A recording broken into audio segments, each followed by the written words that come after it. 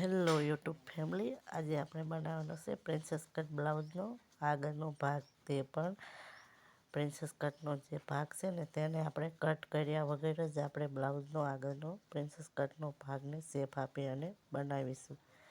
તેના માટે જો મેં કાપડ લઈ લીધું છે અને તેના પર અસ્તર રાખી લીધું છે અને સિલાઈ લગાવી લેવાની કમરે અને ગળે બંને. એટલે આપણે આને પલટાવીને બનાવવાનું છે, એટલા માટે વધું જે કાપડ છે તે આપણે કટ કરી લઈશું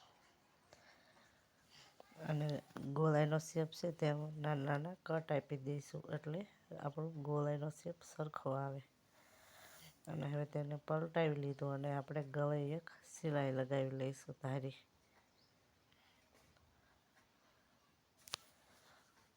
આપણે ઘણીવાર બ્લાઉઝ બનાવીએ ત્યારે પ્રિન્સેસ કટનો ભાગ આપણે કટ કરીને બનાવીશું, પણ આમાં આપણે કટ કરવાનું નથી. એમના મજા આખો બ્લાઉઝ રહેવા દીધું છે અને પછી એમાંથી જ શેપ આપવાનો છે પ્રિન્સેસ કટનો.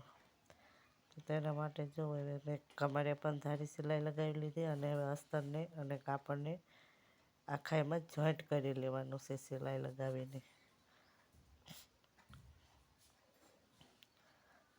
તો આવી રીતના અમારો એક ભાગ આ તૈયાર થઈ ગયો છે.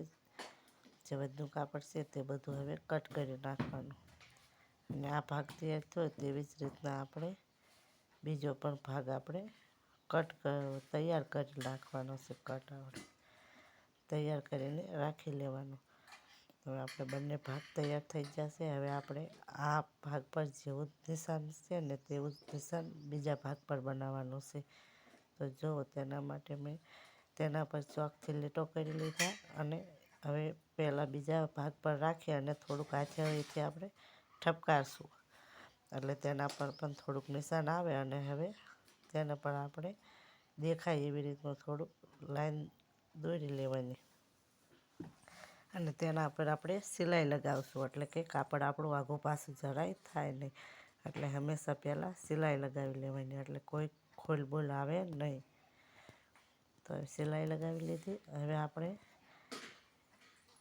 1 ઇંચ આપણે સાઈડમાંથી જ્યારે કટિંગ કરતા હતા ત્યારે વધારે લીધું હતું, એટલે હવે સિલાઈનું બંને બાજુ આપણે અડધો અડધો ઇંચ રાખવાનું છે. એટલે કુલ આપણે 1 ઇંચની જે ટક્સ કહેવી ને તે અહીંયા મોટો એક ઇંચનો ટક્સ લેવાનો છે.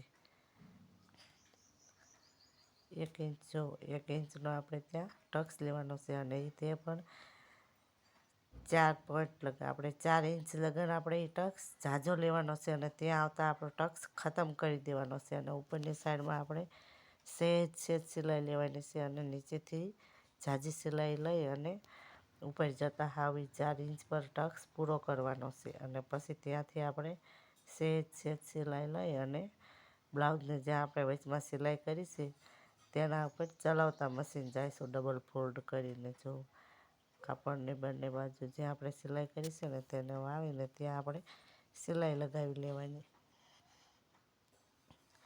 જો એટલે આપણો ત્યાં આપણે 1 ઇંચનો ટક્સ ને ઉપર જતાં આપણે સાવ નાનો અને હવે વચ્ચે ફોલ્ડ કરી અને ત્યાં પણ એક ટક્સ આપણે લગાવી લઈશું.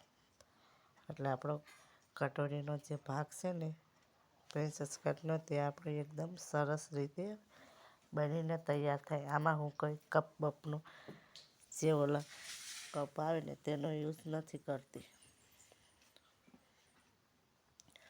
તો જુઓ હવે આપણો આ પ્રિન્સેસ કટનો ભાગ કેટલો સરસ રીતે અને કેટલો સિમ્પલ રીતે આપણો બનીને તૈયાર થઈ ગયો છે. તે પણ ના કોઈ કટ કે કાંઈ પણ વગર. હવે આવી જ રીતના આપણે આ બીજો ભાગ પણ તૈયાર કરી લેવાનો છે અને તેને પણ હું 1 ઇંચ જ રાખવાની છું. એટલે અડધા ઇંચ પર ફોલ્ડ કરી અને નિશાન પર સિલાઈ લગાવતું જવાનું અને 4 ઇંચ લગન આપણે ક્રોસમાં સિલાઈ કરી અને ત્યાં ટક્સ પૂરો કરી અને પછી ઉપરની સાઈડમાં સહેજ આપણે જે સિલાઈ કરી છે ને તેના પર મશીન ચલાવતા જવાનું છે. એટલે આપણે કટ કર્યા વગર પણ પ્રિન્સેસ કટનો શેપ સરસ રીતે અને આસાની રીતે સરસ જેવો નીકળી આવે. અને આને પણ હવે આપણે આગળની સાઈડમાં એક ટક્સ નાખી દઈશું. તો જો હવે આપણા બંને ભાગ એકદમ સરસ અને સિમ્પલ ને સહેલી રીતે બની ગયા છે.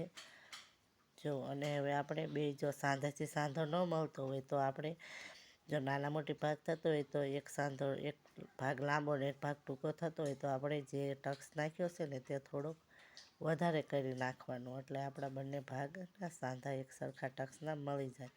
અને હવે હું આને ગાજપટ્ટી કે હૂકપટ્ટી જે કહીએ તે હું એને મૂકી રહીશું. તેના પર સવલી રાખીને અને તેને ફોલ્ડ કરી અને તેના પર ધારી સિલાઈ લગાવી લેવાની. ધારી સિલાઈ લગાવ્યા પછી હવે તેને જો કમરના ભાગે ફોલ્ડ કરી અને એવી રીતના વાળી અને ત્યાં પણ આપણે સિલાઈ કરીને તેને લોક કરી લેવાની છે. અને તેના પર એક આપણે પાછી ધારી સિલાઈ બીજી પણ લગાવી લઈશું સવલી કરીને.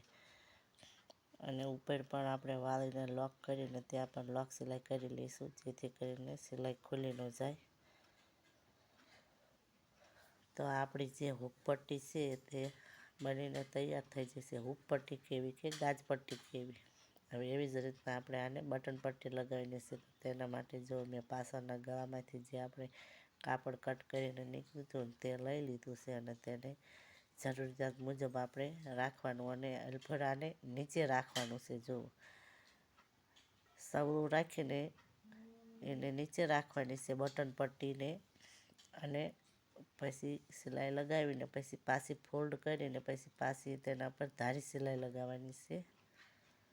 હવે ધારી સિલાઈ લગાવી લીધી. હવે ત્યાંથી હવે તેને પાછી ફોલ્ડ કરી અને પાછી તેના પર સિલાઈ કરવાની છે અને લોક કરીને સિલાઈ લગાવવાની છે. અને ઓલા રૂસડા કે એવું કોઈ દોરો દેખાય નહીં તેવી રીતના તેના પર સિલાઈ લગાવી લેવાની. હવે ઠેઠ લગાવીને વાળતા જવાનું અને સિલાઈ લગાવતા જવાનું.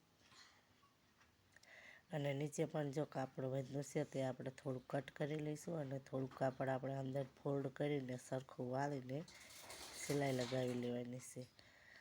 એટલે સરસ રીતે આપણું બની જાય. હવે તેના પર આપણે બીજી પણ એક સિલાઈ લગાવી લઈશું. જો આપણા બંને ભાગ બનીને એકદમ સરસ અને સિમ્પલ રીતે તૈયાર થઈ ગયા છે.